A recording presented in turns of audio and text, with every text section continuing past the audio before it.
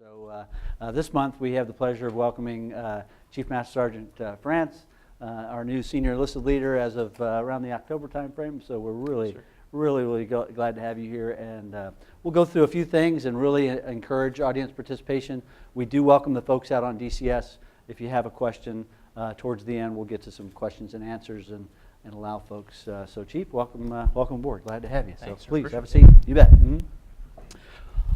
All right. So as is usually the case, we've got some new faces in the audience and some old faces. No offense, Dalton. So,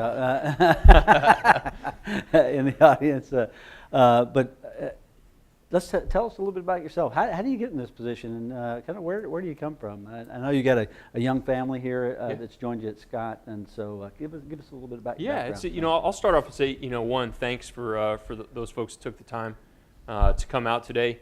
The new guy status is it's worn off. I'm creeping up on about 3 months in the seat, and it's been really fast and furious.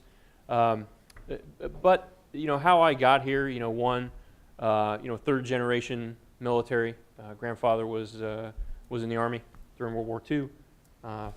Father was in Vietnam in the Navy, and here I am. I got driven to the Air Force recruiter. I'm not sure what that really said, but here I am. Married to another military member, which is an absolute blast. Have 2 young kiddos. For those of you that had the opportunity to attend the change of responsibility, my kids are 13 and 9. They're absolutely loving it here. We came before this. We were at Air Force Materiel Command and had plenty of assignments before that, all leading to this, which will undoubtedly be the pinnacle of an enlisted man's career. Mm-hmm. No place I would rather be than right here with a very awesome team. So, well, we're thrilled to have you and the family. It's great getting to know everybody, and also having that little bit of insight to what's going on within the host wing, mm-hmm. right? Because of where your spouse works, it's very helpful, obviously. So, anyway, thrilled to have you on the team. So what have you been doing since you've been here, Chief? So yeah, with all chiefs, hopefully you don't mind to keep me on track, because I will trap you guys in here for hours. Took a few notes so I could keep it on track and follow the flow and not get too far off. But bottom line, been spending a lot of time on the road and a lot of time inside the command, getting immersions and out there engaging with my partners. A lot of learning, a lot of engaging with the folks that make United States Transportation Command so great.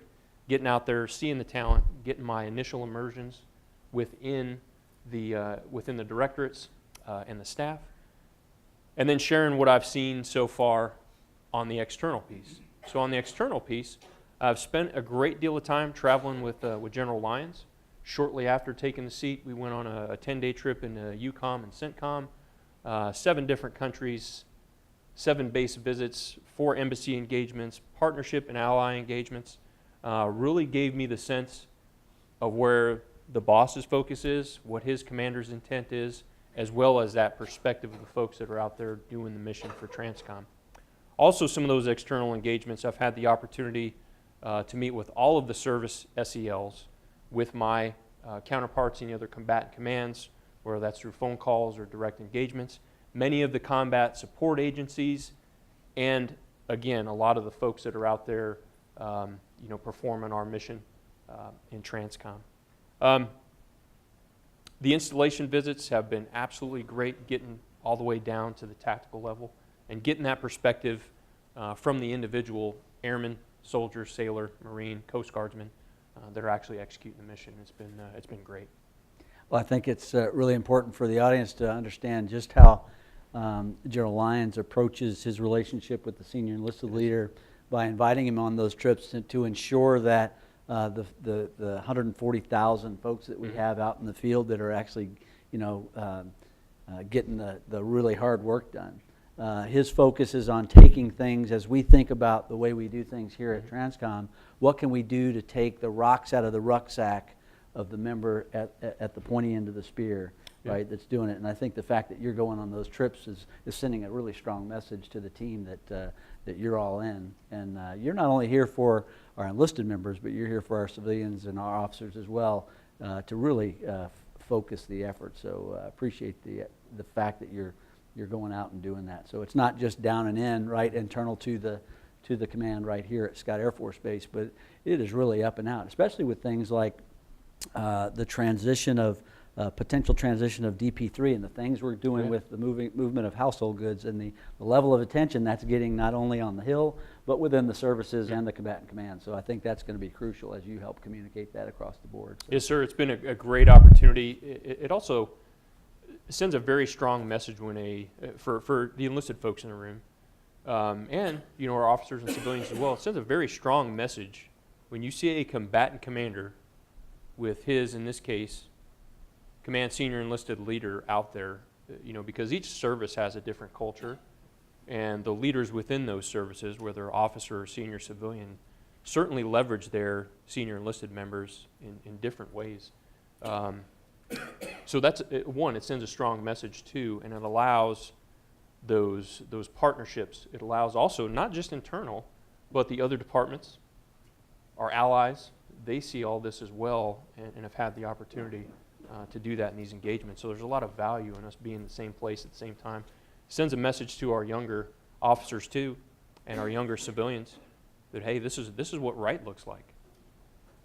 Seek out your senior NCOs, seek out that senior enlisted leader, bring them into the fold in those decisions, and by simply us being present, same place, same time, engaging on the same issues, it's been effective. That's great. Yeah, So, sure. So can you share with us some observations and things that you've learned thus far in your 3 months? I will. So, kind of break it down internally and externally, and I'll put the so what behind it. I don't like to just observe things, leave it there, let it stew, and just admire it. Internal, the absolute phenomenal talent that we have here in the United States Transportation Command. This is, again, I take a lot of pride in the organizations that I have the opportunity to be a part of.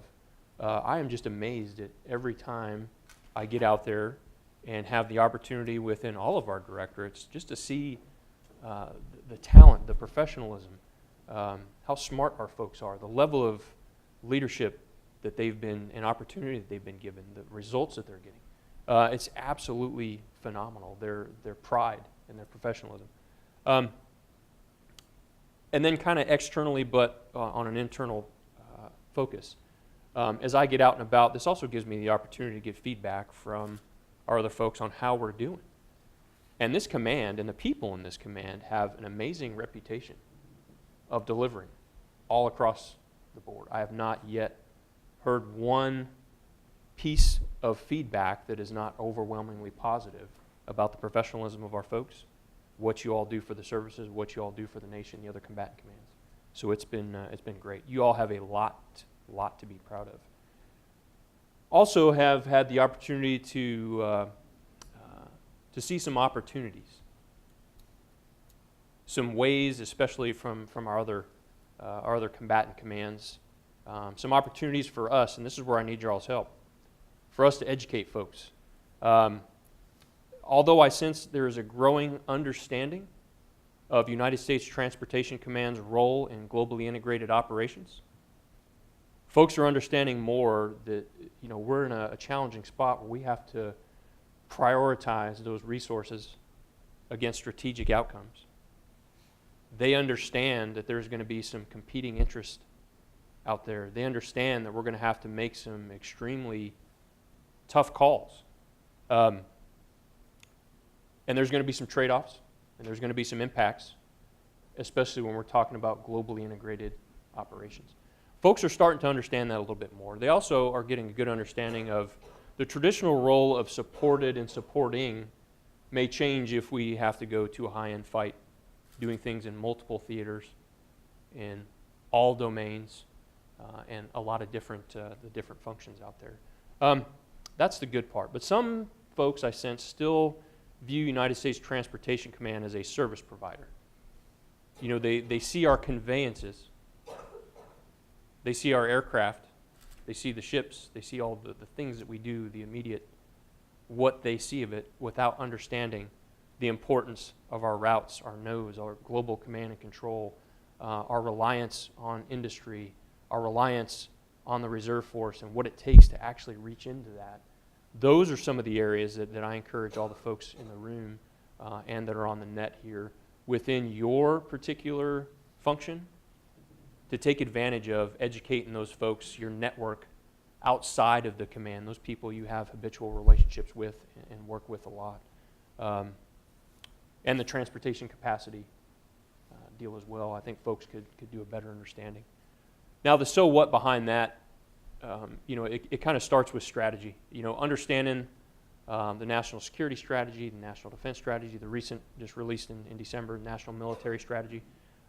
Finding yourself in that, finding your section in that, drawing the lines to those who work around you, and having that drive what you do from day to day.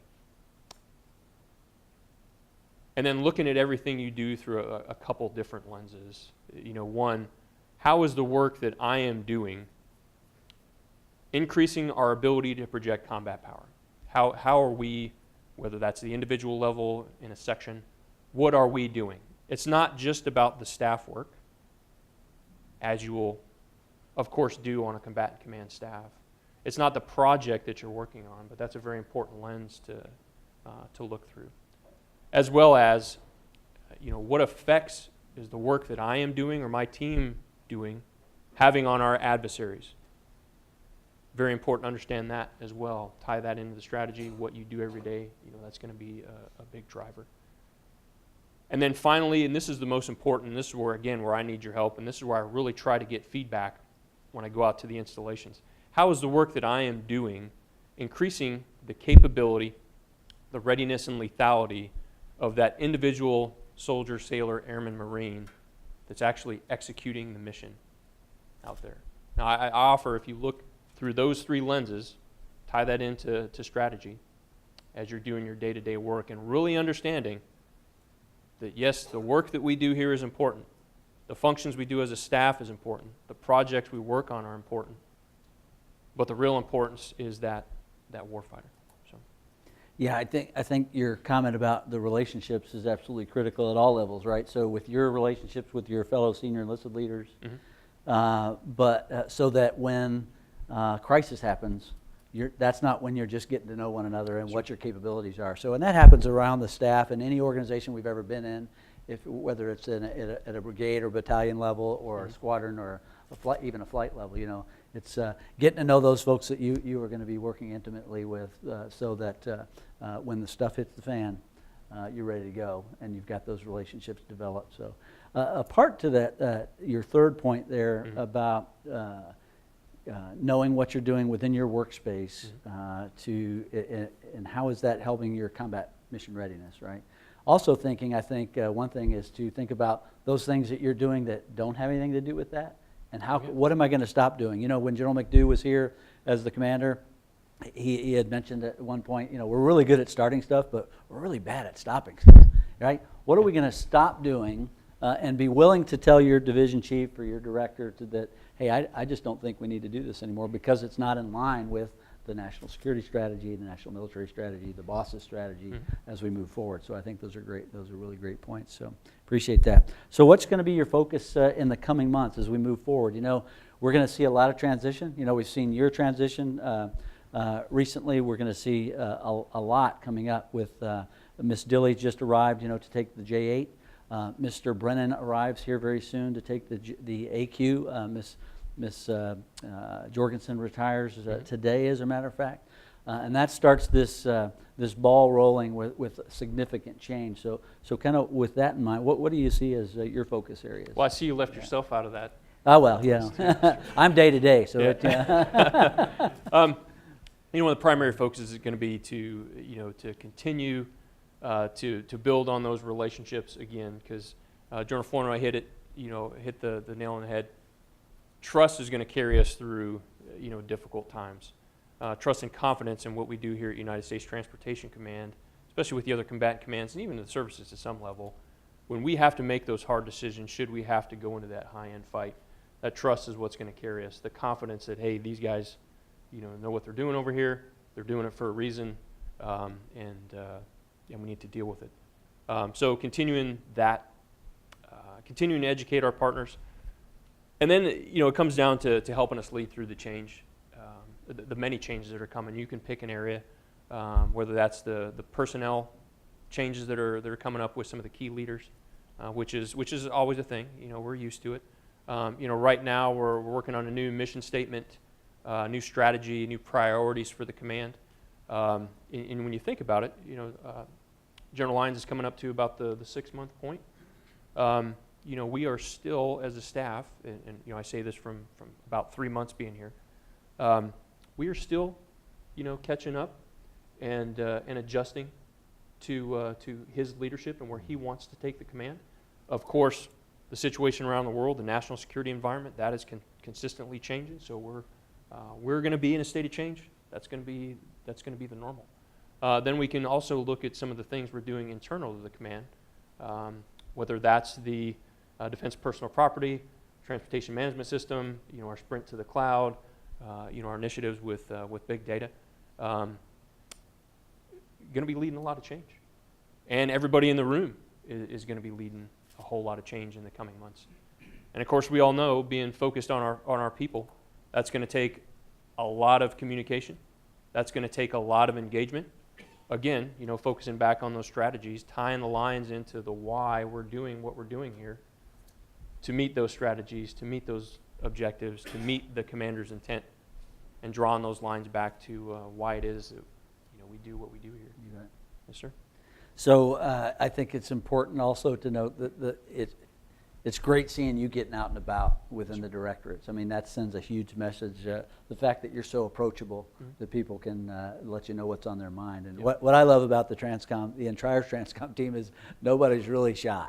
I mean, they're very willing to come forward and be the squeaky wheel, which I love, because and they take the emotions out of it. They're very, very professional, because we can get after those things that we know about. The things that we don't know about, we can't handle, right? So we can't get after. So the fact that you're getting out and about while you're on station is very, very important, sending a strong message to the entire team. So, hey, we're going to take a couple of questions while we got some time.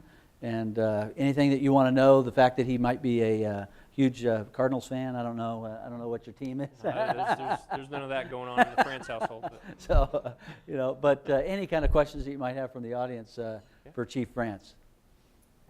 Hello, Chief. Welcome. Anything for the Chief? So since when I got here, there were, I want to say, 12 Marines on the staff. 12. Now there are 34, I believe, Marines on the staff. So there's been a huge effort to make this command look a little more joint and a lot less Air Force, right? So, and you've seen that as you go through, and I think we'll see that through the transition, a lot of the changes. So I also appreciate your emphasis on making sure that we're taking care, through our elements, taking care of folks from all the services, and not just because we tend to think Air Force, right? A lot of people, we're on an Air Force installation. So any thoughts on that, on the way forward with the elements, on promoting and making sure that each element's getting what they need? Yes, sir. And, I rely heavily on the service element senior enlisted leaders or senior enlisted advisors as well. It's very interesting coming into a position like this as an airman. And this is my second joint assignment through my career. I learned a lot as a young E6 and a young E7 down at Fort Bragg, and I draw back on those experiences and kind of what should I do, what would I have done a little bit differently back there, and staying relevant with my particular service was a bit of a challenge. I missed the boat on that. So I brought that experience. I've had a discussion already, getting ready to meet with them again with our service element folks, as well as our directorate senior enlisted advisors. Really going to continue to push onto them that connection, maintaining that connectedness with your service, and sharing that with the folks of your particular service. Me being an Air Force Chief Master Sergeant is interesting because I'm getting a lot of Air Force traffic, but I also need to be mindful of the risk in that. That's where I'm comfortable. That's what I know. But what I don't know to the greatest level of detail are the issues going on in the Marine Corps, the issues going on in the Navy, the issues going on in the Army, the issues going on with the Coast Guard. Now I have those connections because I've taken the opportunity to meet with those service senior enlisted leaders. They keep me in the loop, but the bandwidth that I will have based on the commander's expectations of me, and just I need to be cautious of spending too much time on those Air Force issues, even though they are a large number of our enlisted population. That's what we have the service element SEAs. So my job with them is going to be to set those conditions, ensure that we have communication on service-related issues, and that they go out there and execute that. I owe that opportunity to them. Absolutely. Yeah, I think this has to be, and I'll say this a lot, the springboard, right, for our members that are coming here to TRANSCOM.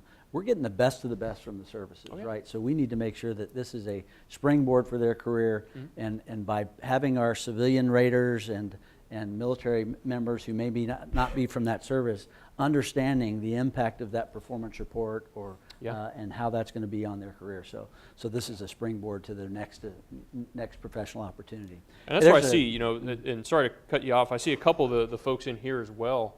You know, the honest truth is, I am not going to be able to be as effective, especially for the other services, as you are, because I was not raised in those other service cultures. Yes, I have a general understanding of how those systems work in the various services, but I don't have that professional experience of doing it from day to day that our service element SEAs do. So I'm definitely going to be relying on those folks, always here to help. But I think the best thing I can do sometimes is just set the conditions and get out of the way, because I have the confidence in those folks to take care of the people that they're charged with taking care of. Completely agree. You know, and when I did mention to General Broadmeadow that we had now 34 Marines, he's like, "That's all we need. We'll take the hill." Hey, here's a comment from the DCS. Love the point TCCS made about us not being good at stopping doing things. I'd be interested in hearing the SEL and the TCCS talk more about that. Why can't we stop doing things that don't make sense? And what stops us? And what can we do about it? So any thoughts on that? I do, and this is, again, one of the important pieces about that relationship that I have, not only with the other combatant command CCELs, but the services as well, because what's very unique in a combatant command is we don't own the people and we don't own the stuff. And there are certain things that are driven by the services that could very easily impact our ability to execute our mission. So my perspective on this is for those TRANSCOM specific, staff specific things that we're doing here, being the receiver of that, sharing that with the boss. Some of these things that, you know, I'm not sure who made the comment, and that's fine, but some of those things could very well be something that we don't know about. Or it very well could be the fact that if we get a hold of that information, we could do something about it. Or if we get a hold of that information and there's maybe a piece of info or data that individual is missing, or the why behind it is, or behind what it is that they're doing, we might be able to provide that as well. Or if it's a service-related issue, that battlefield circulation, whether it's by myself or out with the boss, I take those issues and I will bring those back to my counterparts, whether that's Chief Master Sergeant of the Air Force, Sergeant Major of the Marine Corps, Sergeant Major of the Army, or the Master Chief Petty Officer of the Navy, or even Master Chief Petty Officer of the Coast Guard. I have that relationship with those folks to have that conversation about, hey, I understand where you guys are coming from the service, but let me give you a perspective from a combatant command on what this means to us. So, right. Sure. You know, I've, excuse me, I know that during General Lyons, a couple of his visits, where he talks to the unit level members, he asks those type of questions. He does. You know, what are you doing and how does that have anything to do with warfighting readiness? And then he comes back and he asks those questions. Why are they doing that in that particular service? What is it? And so those are the types of things he's paying a whole lot of attention to. And so I think that's going to be important as we go along the way. But it takes courage to do that, right? So who's going to step up and say, hey, that report you've been having me, file for the last couple of years, I'm going to stop doing that, right? It's very, very hard to do, but we've got to get after those types of things, particularly with certain contracts that we have maybe let over the years. That we've got to take a hard look at are those things inherently governmental that we need to bring back to the government? Those types of things. Those are hard calls to make, but those are things that we've absolutely got to get after. So to make sure that we're all focusing on combat mission readiness. So. And that's great too. That's a great question. A lot of good insight in that. Also we have the responsibility of sharing with the services. The boss brought up a good point a couple weeks ago. I can't remember what forum we were in, but how he captured it is, our policy and our strategy across the DoD and in many other areas, and even in the services, has not quite caught up with where we're going to face the threats, and where we need to be focused on. So the services, I know, are doing a lot of work to try to get after, because you look at these documents that I was talking about, national security strategy, defense strategy, and military strategy, they're really not that old. It's going to take a minute for those services to catch up. I know for certain they're doing a lot of work to get after some of these things, but these things take time to adjust, to get it right. There's legislation involved in many of these things. I know it is definitely not due to a lack of effort on the part of us or the services. But some of these things, there's just so much change going on right now. It very well might take, that young man or woman standing up and saying, hey, this doesn't make sense. Roger that. To give us that insight. Yeah. Questions? Anybody? Pretty quiet today. Everybody's satisfied? Yes, sir. Everybody's frozen. All right, yeah, they're frozen. Hey, Lieutenant Corey Flement. Hey, sir. Chief, in spirit of retaining the best and brightest, I know you didn't just wake up one day and you're in this position that you're in. So maybe you can just give us a few words about, what kept you motivated, times when you were advancing through your career and maybe you had the thought of maybe getting out of the military or staying in. Oh, yeah. What can you give to our young personnel, some people in here, to kind of, just give them a little bit of reassurance? Yeah. There is that's a great question, sir, and I could spend the rest of the day talking about that. So I'll try to keep it as brief as I can. What we have amongst the DoD and even in the particular services, there is no other place that you can find what we have here with the teamwork, with the camaraderie, with taking folks from different backgrounds, different experiences, grew up in different places, different countries, and bring them all together and do something great for our nation. I came in, I've been in for 29 years now, and even though society has changed a little bit, still, this is just a phenomenal place to put this on and come to work every day. And those perspectives change over time, sir. I mean, they really do. I was this close to retiring before coming here. Was hovering over the button. This opportunity here gave me the opportunity to continue to serve and go past the normal high-year tenure. I was absolutely excited about this because I truly believe in that making a difference piece. As you get to be an older guy, older girl in the military, you look back and did I have the ability to make a difference in people's lives? And what's interesting, and I'm not, I get a little shy on recognition. I get a little shy or weird when people say thank you and stuff, because I'd love to give. Receiving is a little awkward for me. But every once in a while, when you get that email out of the blue from someone that you knew 20 years ago, had the opportunity to make a difference in that person's life, whether that's setting them on the right track if they were kind of getting off course, whether that's just giving them some time, which is one of the most valuable things that we can do, and then seeing them grow, seeing them succeed. Even since coming into this position, I've run into several folks in all the services from my past, and to engage with them 15, 20 years later, say, hey Jay, I really appreciate the time that you gave to me. I really appreciate you being the one that had the courage to step forward and set me straight when I was kind of going off path. Or, hey, I appreciate that perspective that you gave me at this particular time. Not that that's what I'm in it for, but that kind of shows the difference that you can make, because it can get overwhelming sometimes. And I'll use, and I know there are plenty of folks that are in the same situation. Married to another military member, having young kids, you know, I don't like to use the term balance. I like to use the term, you know, compromise or otherwise, because balance to me says, you know, that it's level. It's always good. At times, I'm going to spend a little bit more time doing this business. At times, I'm going to have to spend a little bit more time on the family. And that's going to be a constant thing. I measure my success off of Monica and my 2 kiddos. I really do. When things are great there, things are great here.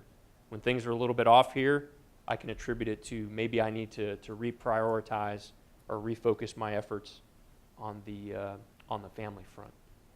Yeah. Thanks, sir. Great. Yeah. So there was a question over here, I think. Nothing? Yes, sir. Hey, sir. General Ammerman. Do you have any initial observations regarding Guard and Reserve integration at TRANSCOM? I do, sir. One, I'm looking forward to the opportunity to get out and see our folks. I've already engaged. I have not yet had the opportunity on the Army side. You know, I am very, you know, good friends on the Air Force side with our Reserve and Guard command chiefs over there. As I get out and about, you know, the integration I have with them is hugely important, as well as, you know, I talked about the education piece. As I get out there, raising that level of understanding on our reliance, not just of industry, because that's the quick piece of it, but that the majority of our capacity resides in the reserves. So being this soon in the seat, I haven't had a lot of throughput and time with that particular component, but I know over time I will have that opportunity. I certainly understand the importance of it. Sure. Great. Thanks, General. Appreciate it. Other questions? No, you know, you're talking about the mentoring, the opportunity to mentor. When I made 1 star, I pulled into the parking lot of my headquarters building at Travis Air Force Base, and I thought, who has had the impact on me, you know, that allowed me to get to this position? So I ended up looking up my junior high school biology teacher. And when I called her, first of all, I had to remind her who I was. And then I said, thank you, I want to thank you because you had an impact on my life. And her answer was, Jay, I was only like 10 years older than you. I didn't know I was mentoring anybody. But it was the way she carried herself and the way you have carried yourself over your career to get you to this position, where oftentimes you're just doing what you do without even realizing that you're mentoring somebody and you're impacting somebody's life in a very positive way. So I completely agree with you that you know, that keeps us going, right? That keeps you going a lot when you hear those types of things. And I hope that everybody learns that as they're growing up. And you know, we're going to have an announcement very soon on the Air Force side of some new 06s that'll be announced soon. And we've got on the Army side, we have a new Command Sergeant Major that'll be announced very, very soon. But hopefully those folks are going back and appreciating, you know, the fact that somebody brought them up and mentored them through the entire process, right? So, because we all need that second chance, believe me. I know. But thanks for that question. That was a great question. So, other questions before we close this out?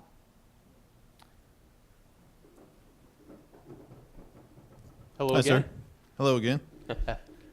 Sir, you mentioned the Chief Master Sergeant of the Air Force a few moments ago, and the current Chief Wright was my academy instructor in 2004 at Kissling. And he preached to us on and on and on about you can lead at any level.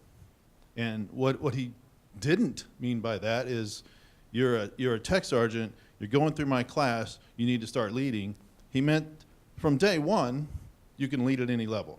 You could be an A1C that had volunteered to be the CFC guy for the unit or whatever. In this joint environment, we don't have a lot of those A1Cs around, but we have a lot of junior NCOs, a lot of junior officers that are in this environment for the very, very first time. It's somewhat daunting. And sir, you mentioned courage and mentorship just a couple seconds ago. What would be your advice? I mean, ultimately, I think we would want that first line supervisor, whoever that is, to carry that message, but it doesn't always happen. So what would be your advice to those junior NCOs, officers in this environment for the first time? Yeah, that's an awesome question, and I was asking myself that as that young E6. Day one, writing down 17 different acronyms. Wow, I mean, just overwhelming. And then trying to find my place in a largely, being the only airman in this particular case, in that section amongst Army and Marine Corps. And it was definitely a challenge. But what I found early on in that assignment was I was trying to be a soldier. I was trying to be a Marine and wasn't really focused on the reason that they brought me into this was because I was really good at what I was doing as an airman. And I lost my way a little bit until, I got some mentorship from some other folks. So walking in with that sense of confidence, walking in with that technical expertise, finding your way, not waiting, because if folks are waiting for me or any of the senior folks to reach out and grab them and pull them along without being hungry and, again, finding your way yourself a little bit. Not saying that any leader at any level, doesn't have the responsibility of taking care of those folks, but you need to come up on the net. You need to come and say, hey, this is what I bring to the team. You need to be honest with yourself and say, hey, these are my blind spots. These are my weak areas. Help raise me up. That trust and vulnerability is answered with trust and vulnerability as well. So getting in there, understanding where, what skill set, what you bring to the team, start making those contributions, being inquisitive, asking those questions, and not waiting for someone to hold your hand and hand it to you over on a plate. Now that's not meant to sound harsh, but it's just the reality sometimes. And bringing those talents into your service, or from your service into the team. Okay. Great stuff. Other questions? All right, Chief. Well, I think that's going to wrap it up for today. I really appreciate it. And, as I think about it with my young airman son, I think, we're so fortunate to have leaders like you and those like you that are out there mentoring, challenging, right? Because it's not going to be easy. And that's the great thing about this environment that we're working in the Department of Defense is that we rely on folks to be vocal. We rely on folks to bring their A game and be willing to talk about it and willing to raise their hand and just make a difference. And so I can't thank you enough for joining us. I'm really glad you and the family are here on the team, and really appreciate your time today. Yeah, so thanks, sir. Thanks for the opportunity. Absolutely, you bet. So as we close this out, I want everybody to think about that transition I was talking about that's going to happen here very soon. And a big one that's happening today at 2 o'clock, and if you have the opportunity, Miss Gail Jorgensen is retiring today. After many, many years, I'm not going to say how many years, she started as a young GS2 intern here in the Department of Defense. I think actually it was actually a different department, but as a civil servant, and now is retiring as a 2-star SES, and that's absolutely fantastic. So if you get a chance to see her, say thank you. See her in the hallways. Say thank you to Gail, because she's just done a fantastic job. And I hope that you'll join us next month. I think it's going to be on the 19th of February, where we'll be inviting Mr. Bruce Busler in to talk a little bit about the MCRS study that he and his entire staff and a lot of the team have worked on for many, many months, and kind of give us an update on where we are in the MCRS study. So thanks again for your time today. Really appreciate it. We'll see you next time.